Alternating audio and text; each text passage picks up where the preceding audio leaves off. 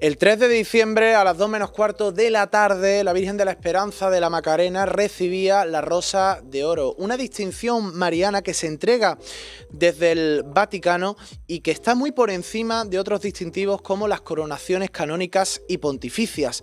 Es un reconocimiento tan importante que en el mundo, concretamente en España, solo la tienen 3 imágenes marianas. La última es la Macarena, pero anteriormente la obtuvieron en 2009 la Virgen de la Cabeza de Andújar y en 2023 la Virgen de Montserrat. Un año después, a finales del 24, la recibió la Virgen de la Esperanza Macarena. Y días después, semanas después, a finales de diciembre, salía este libro, Esperanza Macarena, Rosa de Oro, editado por la editorial Sevilla Press, que dirige Miguel Gallardo. ¿Qué tal? ¿Cómo estás? Bienvenido. Muy bien, buenas noches a todos los oyentes y a ti personalmente, Curro.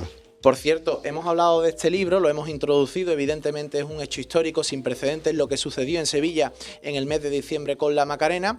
Hemos dicho que Sevilla Press es la editorial que edita este libro, pero sí, quiero que tú presentes al autor del mismo, sí, que creo que lo conocen mejor que nadie y se merece una presentación a la altura del trabajo realizado. Un honor presentar al autor de este libro, Esperanza Macarena, Rosa de Oro, que es nada más y nada menos el profesor don Juan Antonio Martos Núñez, profesor titular de Derecho, doctor en Derecho Penal, pero por encima de todo ello yo diría que cofrade, sobre todo, curiosamente una de las pocas personas, aunque sé que hay, pero que yo conozca no hay tantas, que es a su vez hermano de la Macarena y del Gran Poder, de las dos devociones más importantes de la ciudad, pero no contento con ello, es hermano de otras 4 hermandades, es hermano de 6 hermandades. Autor de un gran número de libros, lógicamente especializados en Derecho, sobre todo en Derecho Penal Ambiental, que fue su especialidad hasta la edad de jubilarse. Precisamente antes de ayer, mejor dicho, tuvo la suerte de recibir un homenaje de todos sus compañeros por esta jubilación, y en libros de Semana Santa ya se había estrenado con gran éxito también, nada más y nada menos que desde el año 89, ya había escrito libros de Semana Santa, concretamente sobre el procedimiento o el proceso jurídico de la muerte de Jesucristo.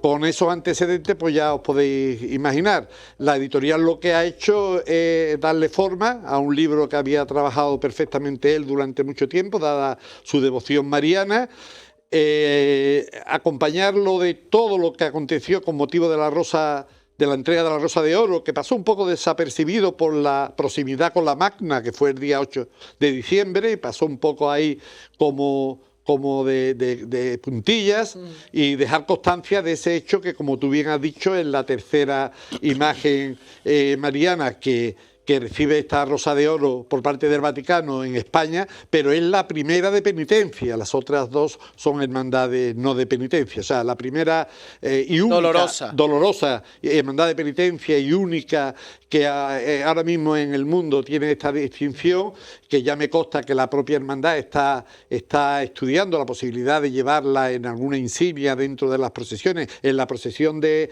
Así fue la Magna, la llevó a los pies la propia Rosa de Oro. Creo que están estudiando la posibilidad de cómo incorporar esa Rosa de Oro mediante insignia para llevarla a las procesiones y que vaya siempre con la Macarena en la madrugada del Jueves Santo. Yo creo que sin más podemos dar paso a nuestro invitado. Juan Antonio Martos, ¿qué tal? Bienvenido. Buenas noches. Enhorabuena, autor del libro Esperanza Macarena, Rosa de Oro. ¿Esta iniciativa cuándo surge? ¿Hace cuánto tiempo comienza a confeccionarse esta obra que hoy tenemos aquí?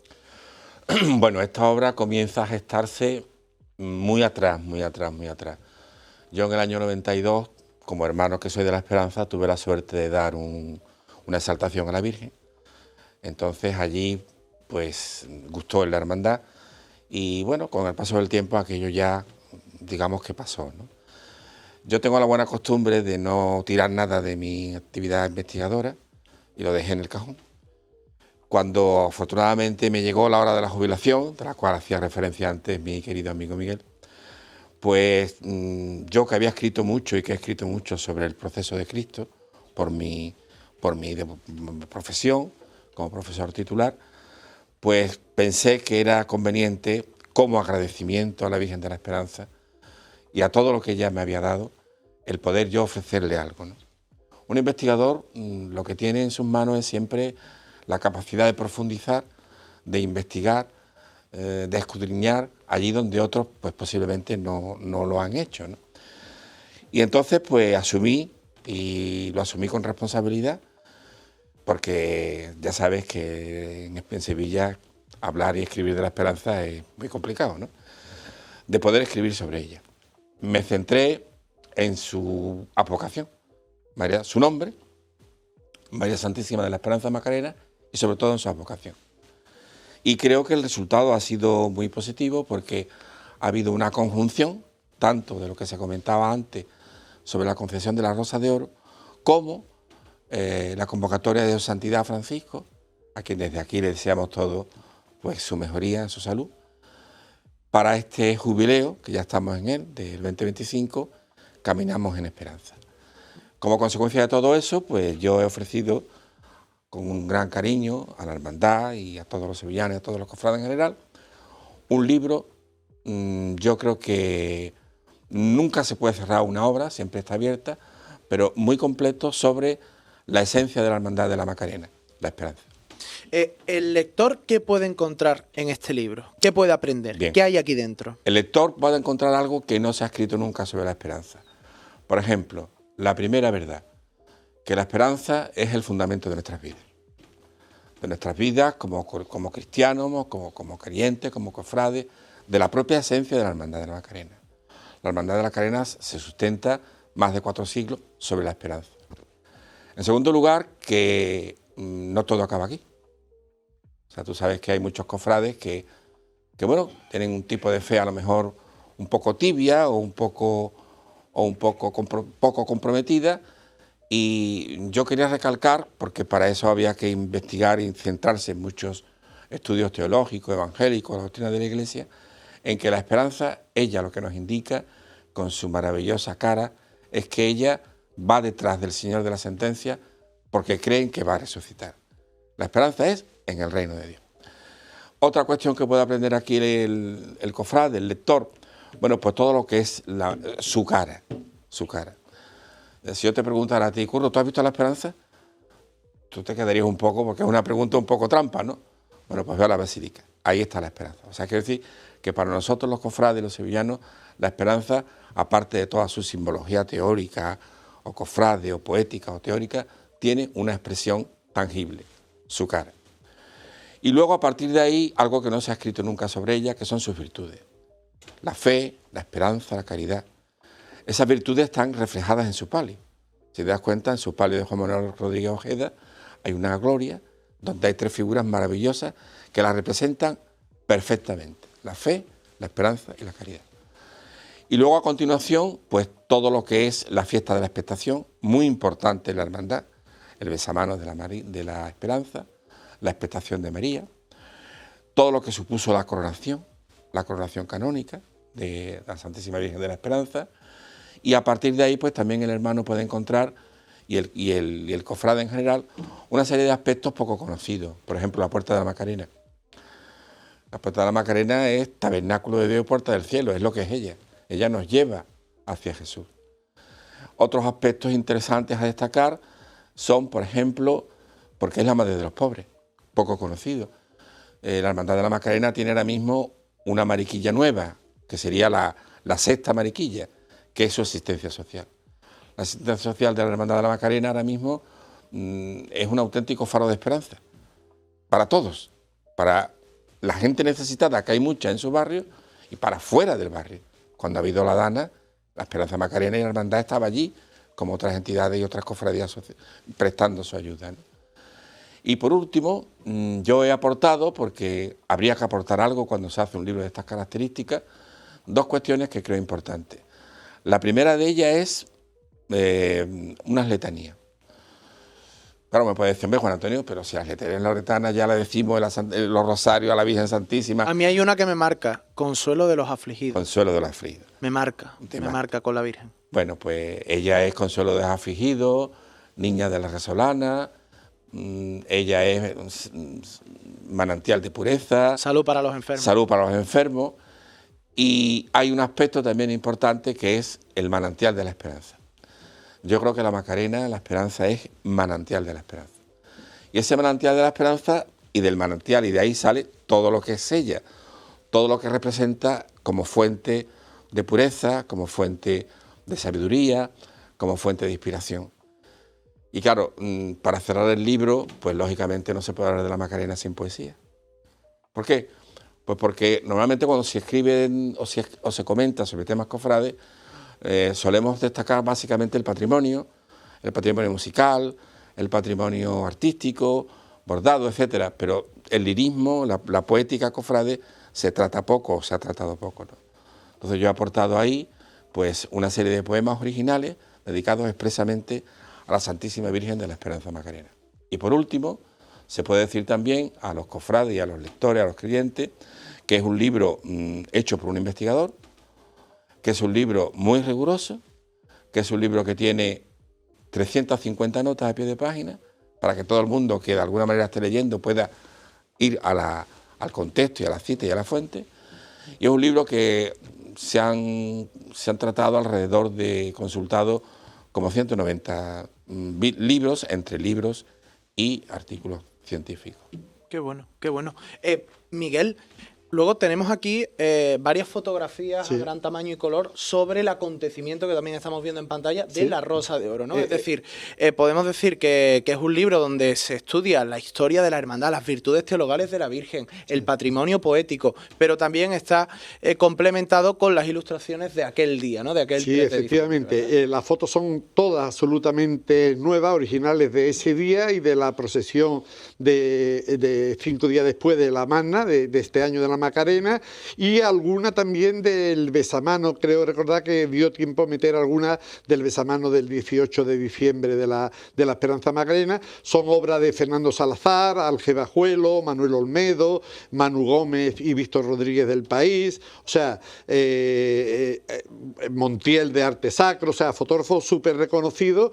Están publicadas en papel fotográfico a todo color, con lo que le da una riqueza al visualizarlo. Y el libro pues lo compone estas 3 partes: el tema propiamente dicho del libro del profesor, la fotografía de estos magníficos fotógrafos, y luego una serie de prólogos entre los que está el periodista de Diario de Sevilla Juan Parejo, José Joaquín Gallardo, yo mismo, en los que nos traemos al momento son como crónicas propiamente sí de la entrega de la Rosa de Oro, y no nos olvidamos tampoco ni de la carta que Su Santidad el Papa escribió a los cofrades sevillanos por primera vez, que la reproducimos, ni por supuesto la homilía del número 3 del Papa, que tan magníficamente pronunció en aquel acto. Juan Antonio, quería comentarte ahora algo muy rápido. ¿Este libro dónde se puede conseguir? ¿En qué librerías está disponible? Este libro está disponible en la librería San Pablo, librería Reguera, librería San Marcos y en general pues en todas las... En la mayoría de librerías de la ciudad de Sevilla, ¿verdad? Afortunadamente ya se puede. Perfecto. Sí, y en las plataformas digitales habituales también. En las plataformas digitales, esto es muy importante. En internet también está. En Amazon está este libro. Casa del Libro, Corte Inglés, FNAC, en todas las plataformas digitales pueden adquirirse. Pero vamos,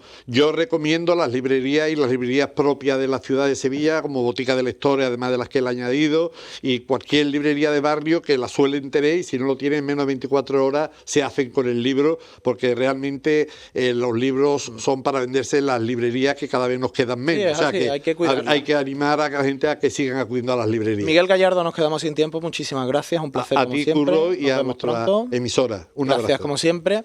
Juan Antonio, muchísimas gracias, enhorabuena, y estoy deseando devorarme este libro y conocer un poquito más sobre la esperanza y sus virtudes. Gracias. Muchísimas gracias. Buenas noches. Pues ya lo saben, aquí ha quedado presentado el libro Esperanza Macarena Rosa de Oro, disponible en todas las librerías.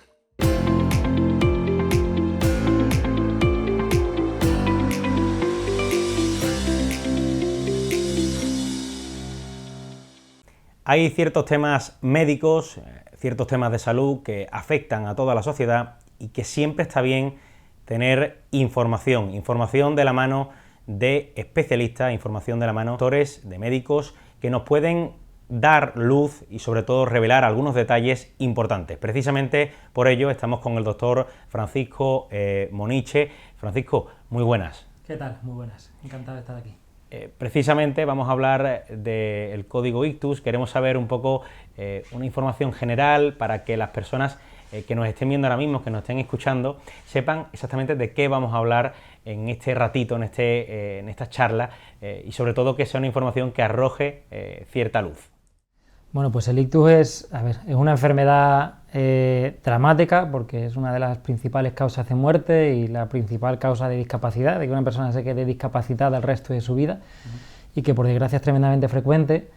La buena noticia es que podemos hacer tratamientos eficaces, y una de las partes es que esto es una emergencia médica, una emergencia en donde si somos rápidos podemos tratarla de forma adecuada, y de ahí viene el concepto código ictus, que es que cuando detectamos que hay síntomas sugestivos de un ictus, activamos un protocolo de emergencia que se llama código ictus, en donde se coordinan el sistema extrahospitalario, las ambulancias, y también una coordinación a nivel intrahospitalario, donde nos avisan a los neurólogos, avisan al sistema de urgencias, avisan y nos coordinamos entre todos para intentar tratar y diagnosticar lo más rápidamente posible al paciente. Ese es un poco el concepto del código ictus, tratar de priorizar al mismo nivel, digamos, que si tuviera un infarto de miocardio o un accidente de tráfico con un politrauma. Son las tres grandes emergencias que tenemos en medicina, en donde tenemos que correr mucho para poder salvarle la vida al paciente. Es decir, podríamos decir que en este asunto concreto más vale prevenir que curar, en el sentido de estar atentos a ciertos signos que nos alarmen un poco de lo que va a ocurrir. ¿Qué factores, qué signos nos pueden indicar que hay algo que no va como debe? Claro, pues lo fundamental efectivamente es detectar lo que estamos teniendo o que nuestro familiar está teniendo un ictus, que eso es fundamentalmente los síntomas frecuentes es la boca torcida, la dificultad para hablar, que de repente tengamos un lenguaje incoherente o no comprendamos adecuadamente, que pierda fuerza la mitad del cuerpo, brazo, cara y pierna, o la mitad del cuerpo se queda acorchada sin sensibilidad, o perder visión de forma brusca. Esos son los síntomas más frecuentes por los que si pasan, incluso aunque sean transitorios y mejoren, hay que inmediatamente consultar porque podemos estar ante un paciente con un ictus. Yo no sé si la gente que nos esté viendo es consciente de la importancia, o yo mismo, un servidor, de la importancia que puede tener llegar a tiempo a un centro de salud. Es decir, ¿hasta qué punto, doctor, es importante llegar y prevenir todo lo que estamos comentando? ¿Cómo puede ser la diferencia?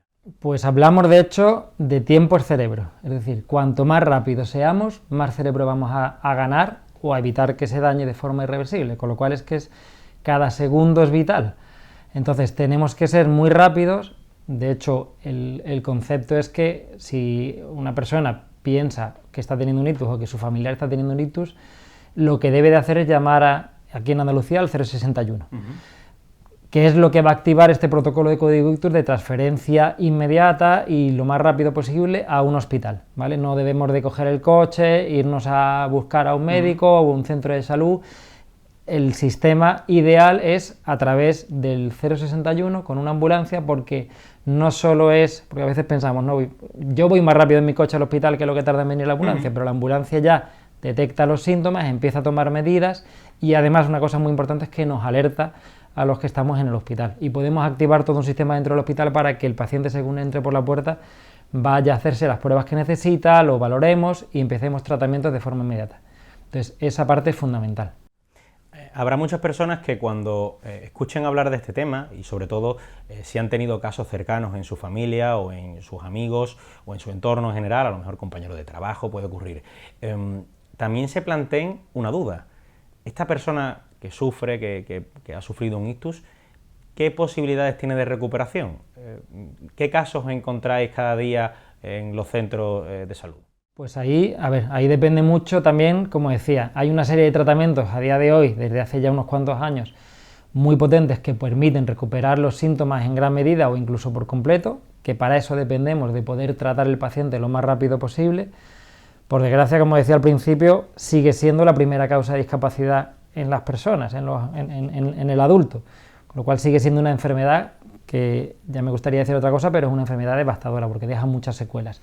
Pero esas secuelas las podemos prevenir en gran medida si somos rápidos, podemos tratarlo de forma adecuada, tenemos al paciente, tenemos en las unidades de ictus una estructura en donde podemos tratar a los pacientes mejor, de forma más eficiente y más adecuada y conseguir que eso disminuya lo más posible las secuelas. La otra parte es la que me decías, que es la de prevención. Evidentemente lo ideal es no llegar a tener un ictus y tratar de hacer prevención. Y en ese punto, pues sabemos a día de hoy que 9 de cada 10 ictus podríamos prevenirlos, si nos cuidamos de forma adecuada, y la mayoría son factores de riesgo que llamamos modificables, cosas que podemos modificar para evitar que nos terminen produciendo un ictus. Y eso es fundamental. Precisamente iba a comentarte esto, iba a preguntarte esto, doctor. ¿Qué factores son estos que están mencionando, que ha dejado caer que son muy importantes? Claro, pues los factores de riesgo que llamamos son pues el tabaquismo, el alcohol, el tener la tensión alta, la diabetes o tener el azúcar alto, colesterol, y en los últimos años le estamos dando muchísima importancia, igual que pasa en el corazón, a la obesidad, a la falta de ejercicio, a la dieta. Al final, cuando uno no hace ejercicio, no hace dieta adecuada y no se mueve y termina aumentando el peso, es lo que termina desencadenando que tengamos tensión alta, que tengamos colesterol, que tengamos diabetes, y ya estamos yendo detrás de lo que deberíamos estar haciendo. Entonces, esa primera parte de tener una dieta sana, una vida sana, un ejercicio regular, es de los factores más potentes que nos pueden ayudar a prevenir que tengamos un ictus. Otra pregunta que se me viene a la cabeza y que creo que también es importante, o por lo menos que la población en general lo sepa. Ha habido muchos avances en esta materia, lo decías, mencionabas algunos tratamientos. ¿Cuál ha sido el nivel de progreso, de avance, de evolución que ha habido en los últimos años? Pues, a ver, yo ya llevo unos cuantos años en tratando pacientes con ictus y en la medicina, y la verdad es que he vivido una auténtica revolución. Creo que hay pocas cosas en medicina que hayan cambiado tanto como lo que hemos visto con el ictus. Pacientes en donde hace 15 años no teníamos casi tratamientos, y por desgracia el que ya tenía un ictus quedaba con secuelas, le intentábamos hacer rehabilitación y pocas cosas más hacíamos, más que tratamientos a veces ya de prevención. Y a día de hoy podemos hacer muchísimas cosas, tanto hay dos tipos de ictus, que es el isquémico, que es el más frecuente, que es la falta de riego, y el hemorrágico, donde se rompe un vaso. En ambos casos hay muchos tratamientos a día de hoy que podemos hacer para intentar mejorar y recuperar al paciente, y son algunos de ellos son tratamientos realmente espectaculares que consiguen recuperar a veces en cuestión de minutos u horas los síntomas por completo. Entonces realmente ahí está la clave de que hagamos mucho énfasis en la población, primero en prevención, pero luego en que si ocurra no nos quedemos en casa esperando a ver si se nos quita, porque esas horas son vitales. Y hemos mencionado esos avances que ha habido en los últimos años, que creo que también hablan también del buen funcionamiento que está teniendo, en este caso, la neurología para tratar, para investigar. ¿Cuáles son los siguientes pasos? Porque me imagino que esto no para, esto es un tren que está en marcha, y hay muchos investigadores que en el día a día querrán que aún haya más tratamientos o que sean más efectivos. Bueno, pues aparte de tratar de mejorar toda esta fase que decimos la fase aguda, el tratamiento en los primeros minutos, primeras horas, hay mucha investigación también en cuanto a prevención y sobre todo en cuanto a tratar de recuperar los síntomas una vez que ya tenemos secuelas. Y en esa línea pues estamos haciendo muchas investigaciones, muchos ensayos clínicos para intentar con tratamientos que apoyen y que aumenten la recuperación del ictus. En mi caso llevo muchos años haciendo ensayos clínicos con terapia celular, con células madre, para intentar mejorar la recuperación de los pacientes. Esto es importante decir que todavía son ensayos clínicos, quiere decir que no es aplicable a todo paciente, son terapias de investigación, pero son tratamientos que intentamos aplicar para recuperar síntomas de los pacientes. Y en esa línea, pues lo que pretendemos es que al final podamos mejorar las secuelas de los pacientes.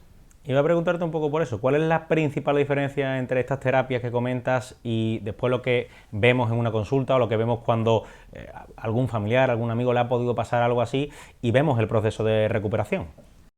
Pues bueno, cuando estamos todavía en una fase de ensayo clínico, quiere decir que todavía no está suficientemente demostrado, pasa por una serie de fases, una fase en donde primero demostramos la seguridad del nuevo tratamiento y luego cuando ya hemos demostrado eso, tenemos que demostrar la eficacia sobre el resto de tratamientos que ya se dan en un paciente con un ictus en este caso. Entonces, cuando estamos en esa fase de ensayo clínico, tiene una gran cantidad de controles de seguridad para que todo paciente que tratemos ahí pues tenga las garantías de seguridad de que no estamos haciendo nada nocivo para el paciente, pero hasta que no termine toda esa fase no podemos aplicarlo al resto de pacientes, con lo cual si uno dice, ya mi familiar tiene un ictus, ¿puede recibir este tratamiento? Pues si no es dentro de los criterios de un ensayo clínico, que son muy estrictos, pues no se puede hacer hasta que no esté ese tratamiento aprobado. ¿Hay algo, Francisco, de este rato de charla que se nos haya podido olvidar, que tengamos en el tintero y que sea importante como información para la población en general, que nos esté viendo, que nos esté escuchando? Bueno, yo destacaría 2 cosas, las que ya más o menos hemos hablado, pero yo creo que una de ellas fundamental es la prevención, que es que pensamos que no nos va a ocurrir. A todos decimos, bueno, no, a mí ¿por qué me va a pasar esto? Y sin embargo lo vemos cada vez más, no solo en gente mayor, sino también en gente joven, cada vez más en gente joven por no cuidarnos.